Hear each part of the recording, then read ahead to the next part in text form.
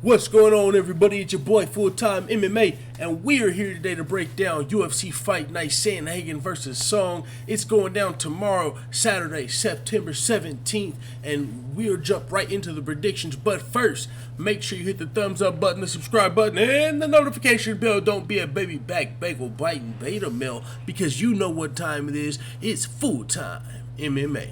That's right.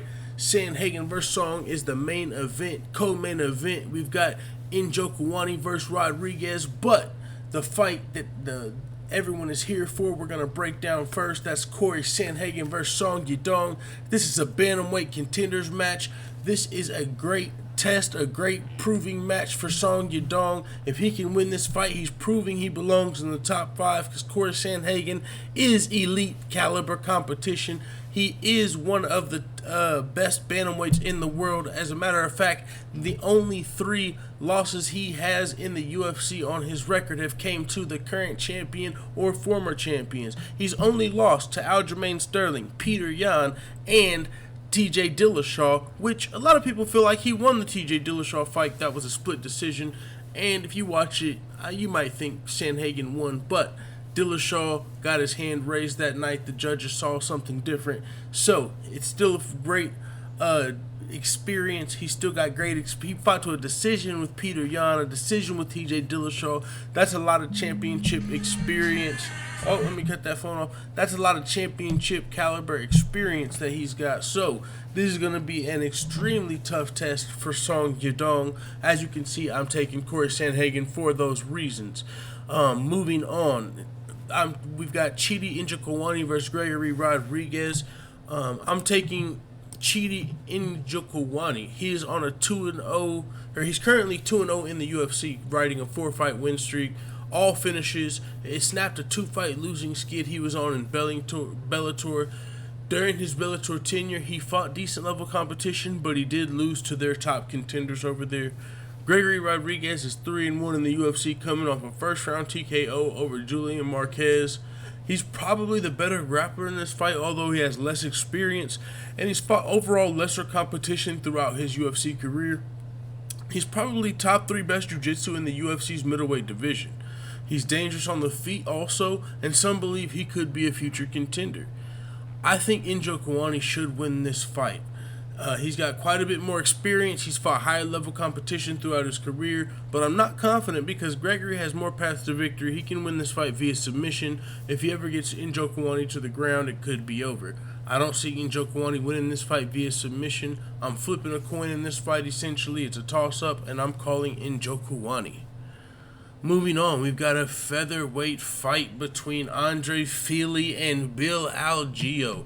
Andre Fili, Team Alpha Male, is 1-3-1 in his last 5 fights, coming off of a first-round TKO loss. He's 9-9-1 in the UFC, which means this will be his 20th fight with the promotion. Bill Algeo is 3-2 in the UFC, currently riding a 2-fight win streak, including a win over Joe Anderson Brito, who is the person who happened to TKO Andre Fili most recently. MMA math does not work though. This is a tough fight to call, but I've got to pick Andre Fili to get back on track with a win here. Styles make fights. I think Fili will win a calculated technical fight and win a unanimous decision here. I'm taking Andre Fili. Moving on, we've got a heavyweight showdown between Tanner Boser and Rodrigo Nasimento.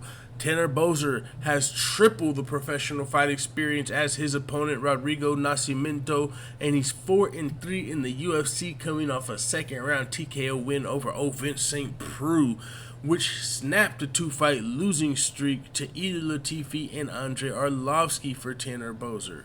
Rodrigo Nasimento, however, is 2-1 in the UFC since earning his contract on Dana White's Contender Series.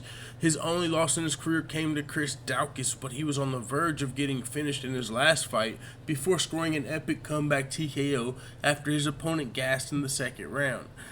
I think Boser should win this fight as long as he can avoid being finished early. Boser has fought and beat higher level competition in his career, and he's got much more fight experience.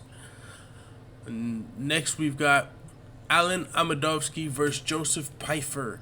Alan Amadovski is 0-3 in the UFC and will very likely be cut if he loses this fight, which he's almost a 4-1 underdog. Joseph Pyfer is currently riding a 2-fight win streak, coming off a second-round TKO win on Dana White's Contender Series, which earned him his UFC contract. Both of these guys are jobbers at this point. In their career, they should be fighting in a lower-level promotion, but since they're here, I'll pick Joseph Pyfer, who's the odds makers have as a 4-1 favorite, in a fight that should probably be closer to a toss-up because neither one of these guys have really proven, that they're UFC caliber. Anything can happen. I mean, these guys could gas out. It's just going to be a lower-level fight than you're used to seeing if you're a long-time UFC fan. But hey, we're here. He earned the contract. This other guy's fighting for his career, back against the wall. Let's watch him go. You know what I'm saying? So I'm taking Joseph Pyfer. He's a 4-1 favorite. And with that being said, those are my picks and predictions for UFC Fight Night Sandhagen versus Song. Let the full-time family know who you've got in the comments. I'm out.